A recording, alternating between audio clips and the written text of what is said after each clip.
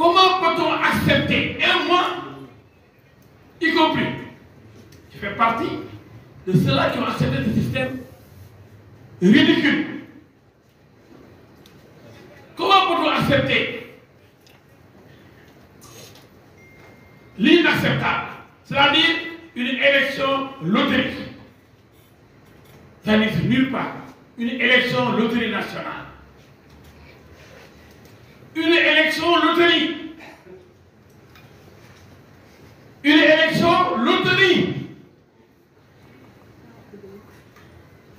Et tout le monde se tait. Personne ne parle. Qu'est-ce que c'est qu'une élection loterie? On demande première injustice, parce que c'est réglé au niveau d'un dialogue national opportuniste.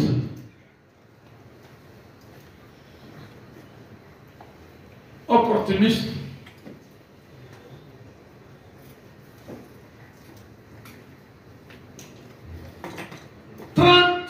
Excusez-moi, 13 députés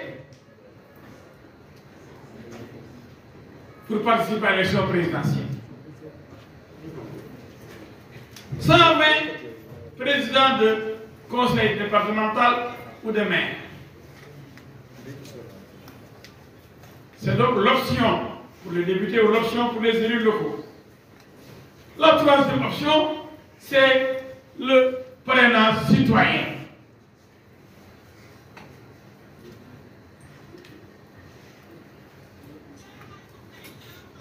J'ai rien dit 13 députés, non?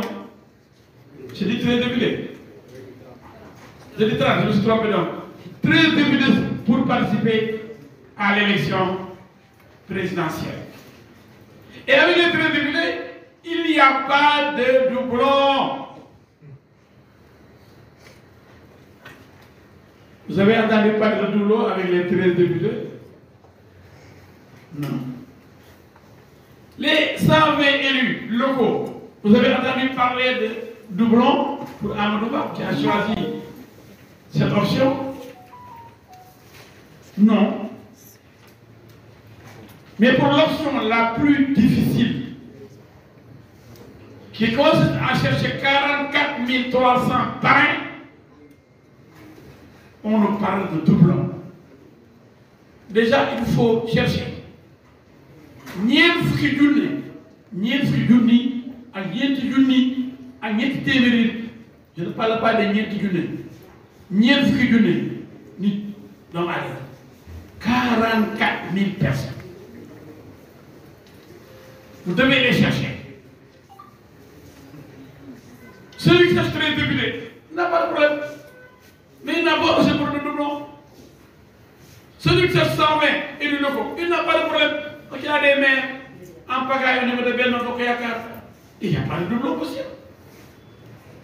Mais au niveau des parrainages citoyens, où on fait le tour du pays, on ne maîtrise pas les citoyens qui parrainent, qui peuvent parrainer Mademba, demain Massamba.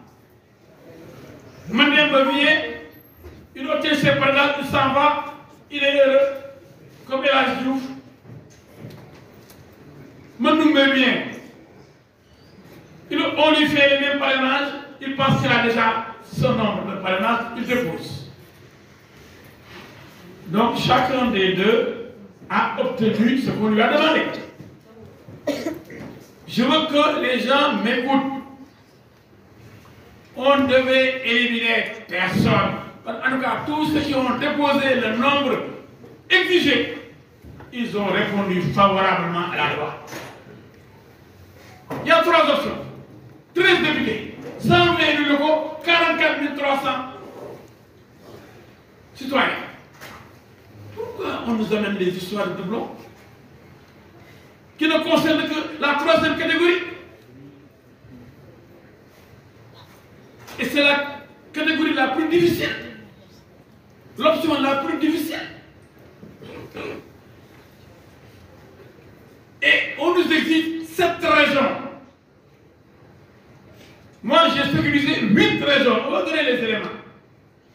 Vous n'avez jamais entendu parler de régions où El Hadji n'a pas pu avoir 2000.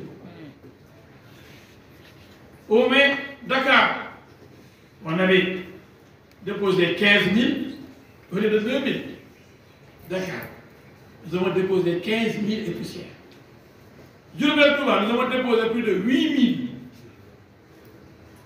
Sédhiou, plus de 5 900, près de 6 000. Matam, près de 6 000, 5 900 poussières. Kaolack, près de 5 000, 4 900 poussières. Thiès, 3 500 et poussières. Fatick, 3 300 et poussières. Saint-Louis, 3 300, etc.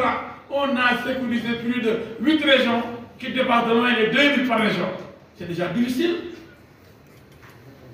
C'est ça qu'on nous demande, cette région minimum. À raison 2 000 par région, on a dépassé les 8 régions avec 15 000, 8 000, 5 000, 6 000, etc.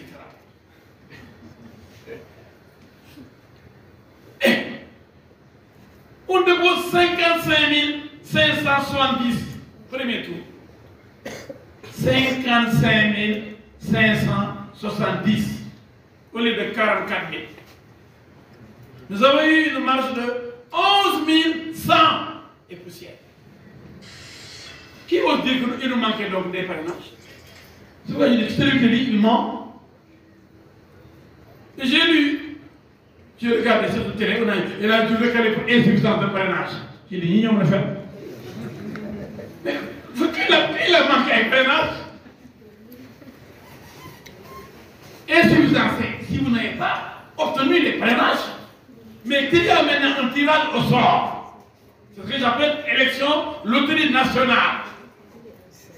Celui qui vous devance, il a les mêmes parrains. On vous élimine sur la base des parrains que vous avez eus ensemble, sans même que vous le sachiez. Vous avez cherché, l'autre a cherché. Il a obtenu, vous avez obtenu. Celui qui passe en premier, il passe. Celui qui vient après a arrêté. Vous avez des doublons, hein? Celui qui vient de passer là, et vous avez les mêmes parrains à Diourbel, à Bambey, à Ziguinchor, allez rechercher d'autres parrainages. Vous croyez que ça, c'est juste? On ne sanctionne pas la personne qui parraine 2 candidats, comme prévu par la loi.